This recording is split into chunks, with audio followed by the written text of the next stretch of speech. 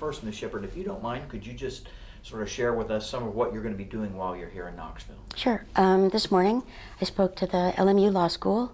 Tomorrow we'll be at UT Law School, and the next day UT again, the College of Public Service. There's a fundraiser on Thursday evening, and then I'm going home on Friday, so busy week. The fundraiser Thursday evening, is that for the foundation? Yes. For folks who might need some more information, could you share what's going to be happening Thursday? For more information, just go to MatthewShepard.org. Okay. All the details are there. I don't know much more than that. Does it say like location and all of that? Because I looked at it real quick, but I didn't find it. You'd have to go to MatthewShepard.org, and then I think there's a tab on top that says events. If you click on it, it's the next one. It's the first thing that comes up because it's the next event. Sure, makes sense. But it's at Hunter Valley Farm from 6 to 8 on Thursday evening. Okay. I just go where they tell me. Details are left to... That kind of makes it a little easier, doesn't it? Now you're going to do this, now you're going to do that. Pretty much. Your interest in talking to college-aged audiences, why? Well, I think that's where change comes from. I think, well, for one thing, they have a better understanding, even right after Matt was killed, they had a better understanding what being gay is like in this world today and then. And they are of a mindset to change things. They are ready for change. And even now, they want change. And in the last 8 years of the Obama administration, they've seen a lot of good change. College students, high school students, they're the ones who are really going to set us on the right path finally. One could say not only about issues such as LGBT, but probably gun use and things like that. Oh, everything. People of color, they just understand that people are people, and we just, we need to move beyond that now. And I really think they get that. They've been exposed to so much more in their everyday life and in media that they have a better understanding of what the world should be. Or maybe what the world shouldn't be. Both. Both. I know you get asked this question a lot, but if you don't mind me asking, I remember very well, because it was a gut punch to me, what happened to your son. And millions of people felt the same way and still feel the same way. Tate was just relaying to me how it impacts people on such a profound level. It's been 20 years, which I find extremely hard to believe.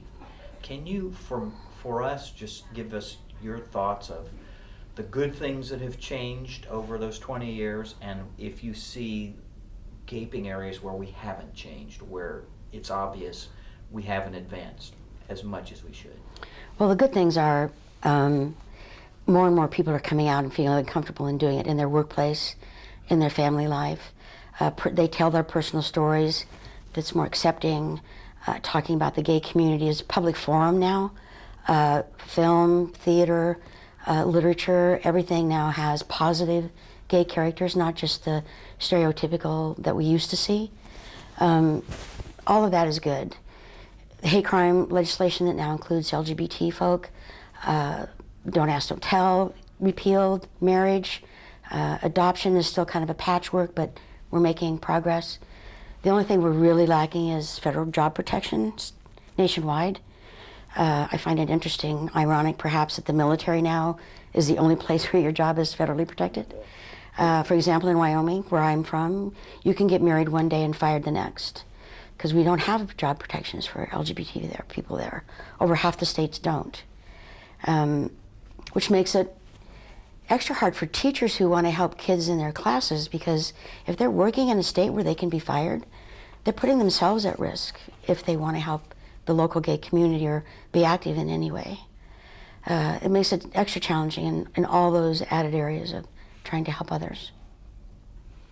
Acceptance is, is more widespread, but we absolutely still have pockets of deep-seated prejudice and hate. You mentioned the Obama administration, which obviously is a different administration than what we have now. I'm just curious about your thoughts on national leadership, our leaders in this country, as it relates to issues such as LGBT rights and awareness. Well, let's go back a little further to Sure. the Bush administration, Sure. to W. W, okay. We knew for sure that W was never going to do anything that would advance the cause of LGBT. He'd made it very clear in his administration as governor of Texas. He would never do that. So we just worked grassroots level, building support locally, telling stories, being more visible, doing work state level. And then when Obama was elected, we felt like we really stood a good chance to advance the cause, because here was a man who obviously understood social injustice and social justice. And he would be at least empathetic to our cause. And he truly was. And Vice President Biden, they were just like jewels in the crown to advance the cause. His administration was brilliant. He worked with the gay community and their leaders from beginning to end. Everything just seemed to be on such a positive, strong forward path. And then 2016 comes along, and we're all hoping and praying that the next president will be following the same path.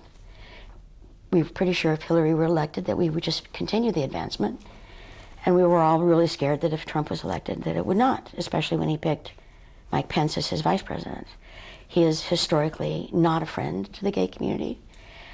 And then after Trump was elected and he began to select his cabinet members, almost to a one, they are noted for their antagonistic approach to the gay community, almost to a one, which was discouraging to all of us, because all this good progress and good work was now just really teetering on the edge.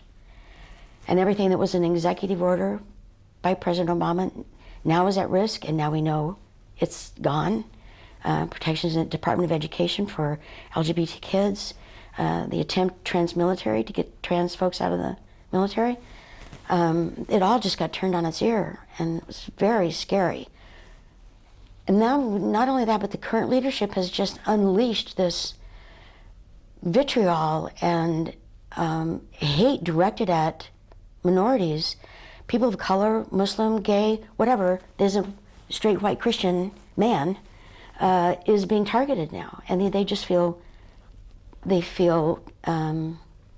enabled to do that now because that's what they see in our leadership. Absolutely the antithesis of what we had before. How do you counter that? How do you combat that? Well, I'm really mad. I'm really mad, and I'm really scared. I'm really scared that all the progress we made is fading. I am confident and hopeful every day when I get up that those kids in high school and college that have known 8 years of good work will refuse to be set back. That's my hope. I think we see it in those kids in Parkland. They know they have power, and I think if everybody would recognize how much power they have, that they too have a voice. The Women's March after the inauguration last year was like, it was amazing, right? It was amazing, but it was so much more than a women's march. It was intersectionality right there in front of the world, and it was the world. So I'm hopeful every day that things will turn a corner, and we will be back on the path of progress and not going backwards. A couple more questions. Before the camera started rolling, I alluded to you, not in 2017, but I think in 2016 at least, we had an incident on campus where there was some vandalism at the Diversity Center, basically the LGBT center on campus here at the University of Tennessee. And I don't know if you were aware of it or not, but somebody tried to tear up a flag, did some other stupid stuff. And your response to me was, well, actually, you're seeing that elsewhere. Can you talk a little bit about, certainly younger people are more enlightened and are maturing in better circumstances than older people, but we still see this kind of ignorance. Yeah, I think in larger numbers, younger people are moving past that, but we still do have that that element of intolerance, hate even, but they learn it. They learn it at home. They learn it from their neighborhood or their family or their immediate environment, what they see around them, and they're carrying it forward. Hate is a generational thing. We teach it generation to generation. Bigotry and bias, all of that comes generation to generation. And it is on the uptick. We've exponentially seen hate crimes go up across the country, directed at everybody. And on campuses and even in high school, we see the occasional graffiti, the bullying happening. It's on the rise. It was going down. Will we ever get rid of that? I'm not really sure they'll ever get rid of all of it. I'm not sure. I'm hopeful. It just seems like such a colossal waste of time to me, and effort and energy. But, you know, that's where some people get their energy, I guess. But it is still prevalent and on the rise, not just college campuses, but nationwide.